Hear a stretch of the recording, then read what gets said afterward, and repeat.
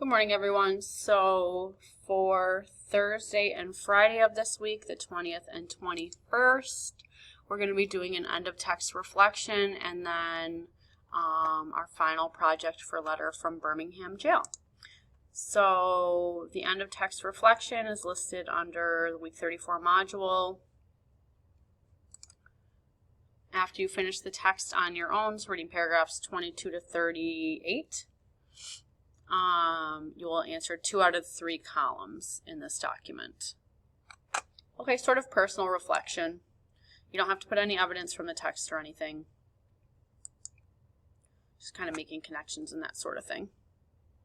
And then the rest of class will be spent trying to figure out what you want to do for your RAFT final. So what is a RAFT? Besides something you float on in a pool, which hopefully we'll all be doing soon. You just drag this over. So for your RAFT assignment, you're going to choose a role, audience, and format in order to write a persuasive piece on a topic of your choice. In your creative piece, you're going to include at least 2 rhetorical devices, 3 for advanced, in order to develop a central idea of your piece, as Martin Luther King Jr. did in his letter. So if you think about him, his role was a civil rights advocate, his audience was the clergyman, his format was a letter, and his topic was addressing the civil rights movement, why him and the protesters took direct action, and overall just calling out the injustices that were in Birmingham.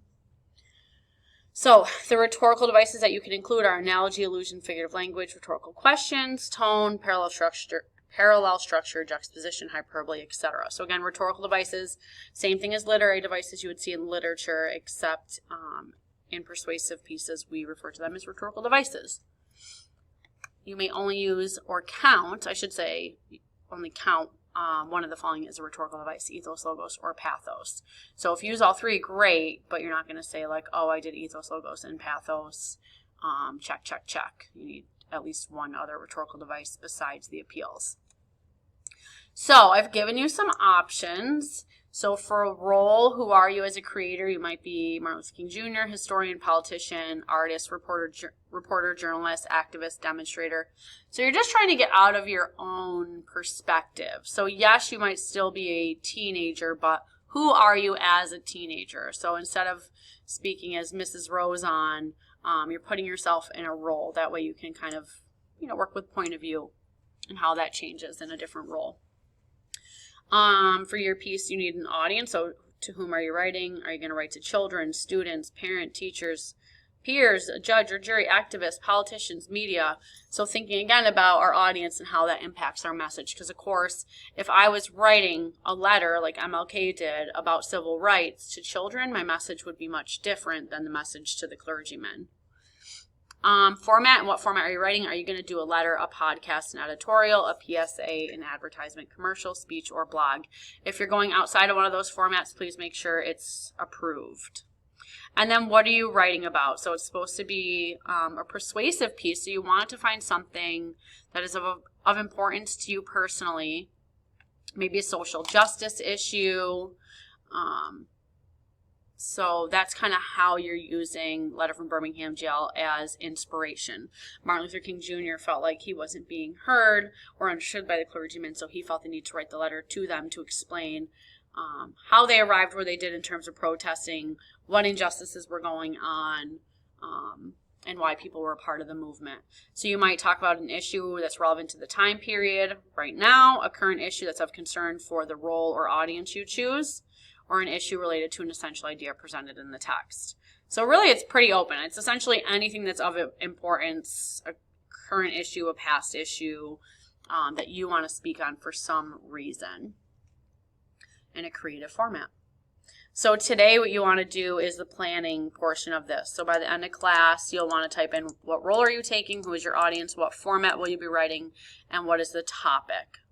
And I gave you an example on the slides because I wanted to first explain to you what a PSA is. So I use this PSA, again, to show you how this person used, Saved by the Bell, how this person used a PSA in the RAFT format. So The role of this PSA is the person who made it would have been an advocate for suicide awareness, so someone who wants people to be aware of the dangers of suicide or the signs of suicide. Who is the audience? Teenagers, so you'll see that. It takes place in a classroom. What is the format? It's a PSA. So a PSA is a public service announcement. What is the PSA? It's a short informational clip that is meant to raise awareness about an important issue or topics. It looks similar to a television commercial, but it's meant to design and educate people and persuade them rather than to sell a product. And then the purpose of a PSA is to generate awareness or create a shift in public opinion. And the topic of this is suicide prevention. And I'm just going to play you the clip. A, because I wanted you to see an example of a PSA in case you choose to do this for your project. And B, just to see what I mean by role, audience, format, and topic.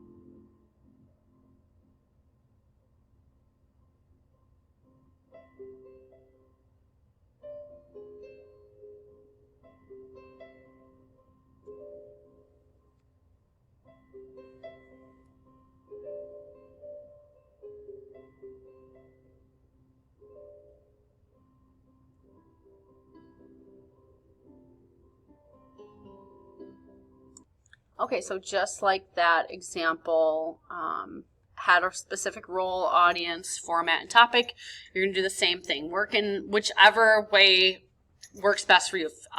For me, I feel like I would pick a topic first and then decide on my audience. You know, do I want to do a commercial geared toward kids, or I don't know. But pick your topic first, because then you might be able to find a more appropriate format, audience, and role. Before you leave today, please fill in and make a plan for what specifically you're going to do, and that way the next 2 classes you can work on it. That's what you have, is 2 classes in class to work on it. I haven't really designated time for people to share, just because I don't know that everyone will have a format that is shareable. But if you want to, we can find time for that. Your rubric is out of 28 points, so in terms of your role in audience, you have an insightful, original, and creative application of the role, so your point of view is clear and relevant to the role you played. So again, you're trying to do a role other than just yourself. Are you a journalist writing from that perspective? Are you, someone outside of yourself, experimenting with point of view? Ideas, tone, and information always demonstrate an understanding of relation to the target audience. Obviously, that last clip had a lot of pathos. Content and message, you have a clear, precise message with many relevant examples and supporting details, and authentic, accurate use of the format or medium to effectively capture audience interest. So if you tell me you're doing a podcast and you turn in a script, then you don't have a good understanding of that medium. Persuasive techniques, you have at least 3 rhetorical devices you need for advanced. Use them accurately and effectively. And your product is of professional quality and can be used as an example in class, and you're using your time wisely in class. And then finally, before you submit, you'll describe the 3 rhetorical devices used in your final piece in case it's not super visible to me as the reader. All right, let me know if there's any questions. You can always inbox me.